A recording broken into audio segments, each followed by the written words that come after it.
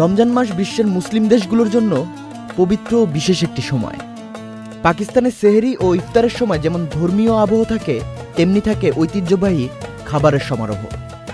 আজকের প্রতিবেদনে আমরা দেখব পাকিস্তানের রমজান পালনের বিশেষ আয়োজন ও ঐতিহ্য সম্পর্কে।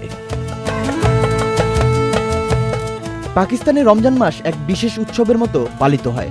দেশের প্রতিটি শহর, গ্রাম ও মহল্লায় ইফতার ও তারাবির বিশেষ আয়োজন লক্ষ্য করা যায়।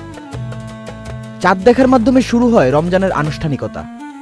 মসজিদগুলোতে দোয়া, কোরআন তেলাওয়াত ও বিশেষ ওয়াজ মাহফিলের আয়োজন করা হয়। সরকারি বেসরকারি অফিসে কাজের সময় কমিয়ে আনা হয় যাতে মানুষ রোজার ইবাদতের জন্য সময় দিতে পারে।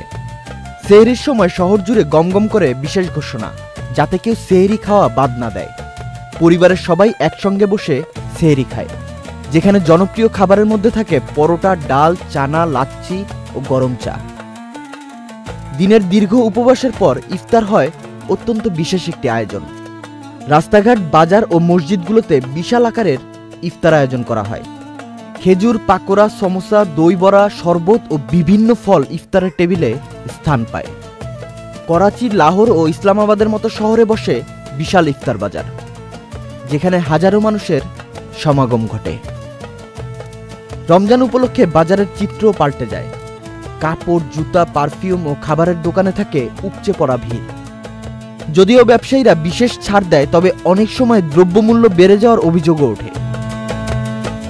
রাতের বেলা চাঁদ রাতের আমেজ ভিন্ন মাত্রা যোগ করে, যেখানে তরুণ তরুণীরা নতুন পোশাক ও মেহেদি কেনাকাটায় ব্যস্ত হয়ে পড়ে। পাকিস্তানে রমজান শুধুমাত্র ধর্মীয় উপবাসের মাস নয়, এটি এক মহামিলনের উৎসব। এই মাসে মানুষ আরও বেশি সংযমী, দানশীল ও ধর্মপরায়ণ হয়ে ওঠে।